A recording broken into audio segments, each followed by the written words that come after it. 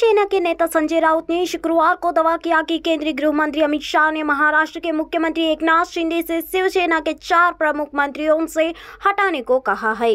शिंदे के नेतृत्व वाली शिवसेना ने राउत के बयान को खारिज किया। राउत ने संवाददाताओं से कहा कि राज्य में लंबे समय से अपेक्षित मंत्रिमंडल विस्तार को लेकर राजनीतिक विस्फोट होगा। उन्होंने कहा, अमित शाह ने कैबिनेट में बदलाव के लिए मुख्यमंत्री को कुछ निर्देश दिए हैं। राउत ने दावा दिया कि शाह ने निर्देश दिया है कि कैबिनेट विस्तार होने पर शिंदे गुट के प्रमुख 4 मंत्रियों को हटा दिया जाए। मुझे ऐसी जानकारी मिली है। विदेश मंत्री एस जयशंकर ने शुक्रवार को कहा कि नया संसद भवन राष्ट्रीय विकास के प्रति प्रधानमंत्री नरेंद्र मोदी की दृढ़ प्रतिबद्धता का प्रतीक है। जयशंकर ने सत्तारूढ़ भारतीय जनता पार्टी के संपर्क से समर्थन अभियान के तहत नई दिल्ली क्षेत्र में चिकित्सकों को, सरकारी कर्मचारियों, सामाजिक संगठनों के सदस्यों और युवाओं सहित नागरिकों के साथ चर्चा के दौरान यह बात कही। जयशंकर ने दिल्ली विश्वविद्यालय के छात्रों की एक सभा को संबोधित करते हुए कहा कि युवाओं को भारत की प्रगति की गति में महत्वपूर्ण योगदान देना होगा। उन्हें देश के आर्थिक विकास में भाग लेना होगा और राजनीति में स्वच्छ बदलाव लाने में सहयोग करना होगा। हरियाणा के उप मुख्यमंत्री दुष्यंत चौटाला ने शुक्रवार को कहा कि 2019 के विधानसभा चुनाव के बाद भारतीय जनता पार्टी और उनकी पार्टी जननायक जनता पार्टी के बीच गठबंधन राज्य में स्थिर सरकार बनाने के लिए हुआ था। किसी बाध्यता के कारण नहीं। उन्होंने दोनों दलों में मतभेदों के संकेतों के बीच यह बयान दिया है।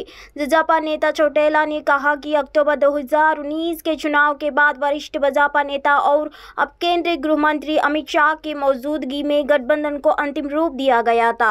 हरियाणा विधानसभा चुनाव के बाद भाजपा ने 90 सदस्यीय सदन में 40 सीट जीती थी और जजपा ने 10 सीटों पर जीत दर्ज की थी। पिछले साल हुए आदमपुर विधानसभा उपचुनाव में जीत के बाद भाजपा के सदस्यों की संख्या एक और बढ़ गई।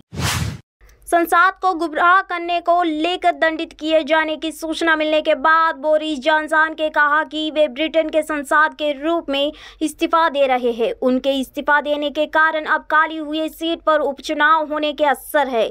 बता दें कि जॉनसन संसदीय जांच के बीच अपने राजनीतिक भविष्य के लिए लड़ रहे थे। उन पर आरोप था कि क्या उन्होंने हाउस ऑफ कॉमन्स को गुमराह किया जब उन्होंने कहा कि सभी कोविड-19 नियमों का पालन किया गया था। अगर ये सिद्ध होता तो उन्होंने संसद को लापरवाही से ये जानबूझकर गुमराह किया तो संसद की प्रिविलेज कमेटी सिफारिश कर सकती थी कि जॉनसन को 10 दिनों से अधिक समय के लिए संसद से निलंबित कर दिया जाए, लेकिन उन्होंने इस्तीफा देकर संभावित रूप से अपनी सीट के लिए चुनाव शुरू कर दिया। केंद्रीय महिला और बाल कल्याण मंत्री स्मृति ईरानी ने शुक्रवार को कहा कि जिन लोगों को कांग्रेस से मदद नहीं मिली उन्होंने बीजेपी नीति केंद्र सरकार से संपर्क किया, जिसने अपनी 9 साल के सेवा के जरिए लोगों का विश्वास जीता है। केंद्रीय मंत्री ये बातें अपने संसदीय क्षेत्र अमेठी के दौरा पर कही है। बीते कुछ दिनों से स्मृति ईरानी अमेठी के दौरे पर। स्मृति ईरानी से यह टिप्पणी अपने अमेठी निर्वाचन क्षेत्र के चद्दोह ब्लॉक में बंदेना गाँव के दौरे के समय कांग्रेस नेता प्रियंका गांधी वड्रा की तस्वीर वाली टी-शर्ट पहनाई एक बुजुर्ग व्यक्ति से मुलाकात को लेकर की, किसने केंद्रीय मंत्री से मदद मांगी। उन्होंने शुक्रवार को रायबरेली जिले के चद्दोह ब्लॉक में बेदोना, कुंवरमाऊ, कांटा समेत अन्य गांवों का दौरा किया। उन्होंने इस दौरान ग्रामीणों की समस्याएं सुनी और उनका निराकरण कराने का अधिकारियों को निर्देश दिया। मध्य प्रदेश, महाराष्ट्र, छत्तीसगढ़ और बिहार के बाद अब अगले महीने यानी जुलाई में देश की राजधानी दिल्ली में भी बागेश्वर धाम के पंडित धीरेन्द्र कृष्णा शास्त्री के कथा का आयोजन किया जाएगा। जानकारी के मुताबिक 5 से लेकर 8 जुलाई तक दिल्ली के रामलीला उत्सव ग्राउंड IPX पूर्व दिल्ली में कथा का आयोजन होगा। वहीं पंडित धीरेन्द्र कृष्णा शास्त्री के दिल्ली आने की सूचना के बाद बीजेपी नेता कपिल मिश्रा ने ट्वीट कर कहा कि बागेश्वर धाम सरकार दिल्ली में पधर रहे हैं।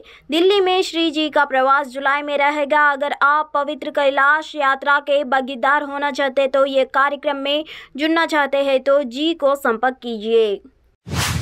राजस्थान के उपभोक्ताओं को बिजली के बिल में बड़ी राहत मिलनी शुरू हो गई है। इसके आदेश जारी हो गया है।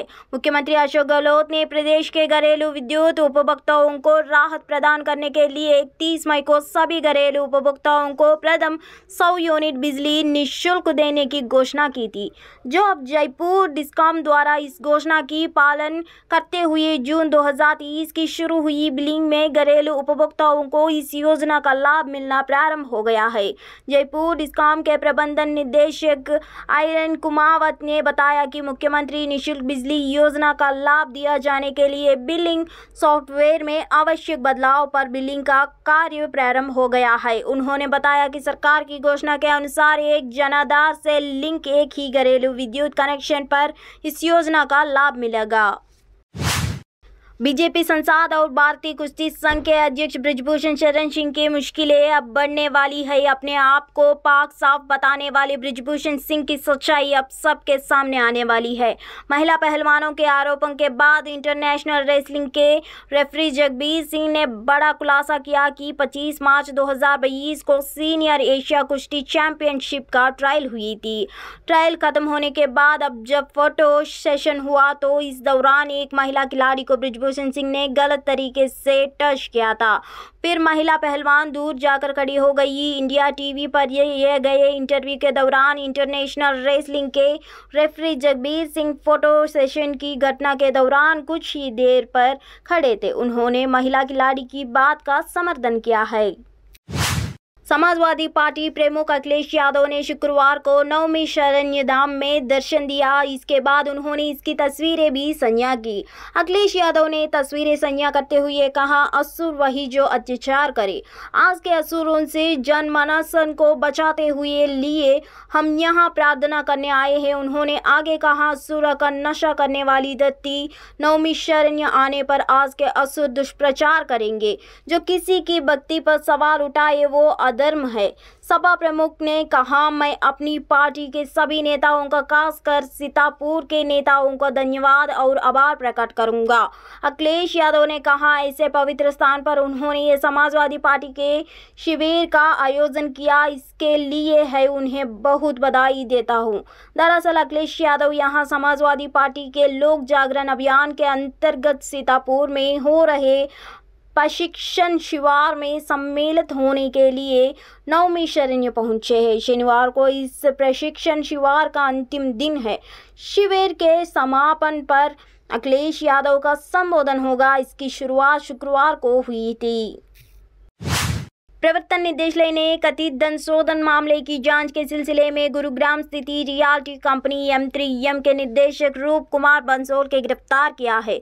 ईडी ने शुक्रवार को एक बयान जारी कर यह जानकारी दी। ईडी के बयान के मुताबिक रूप कुमार बंसल को गुरुवार को धन शोधन निवारण कानून के तहत हिरासत में लिया गया था और बाद में उन्हें हरियाणा के पंचकुला में एक विशेष अदालत में पेश किया गया, जिसने उन्हें 7 दिन की ईडी हिरासत में भेज दिया। यह गिरफ्तारी आईरियो और M3M समूहों के खिलाफ की जा रही जांच के सिलसिले में की गई है।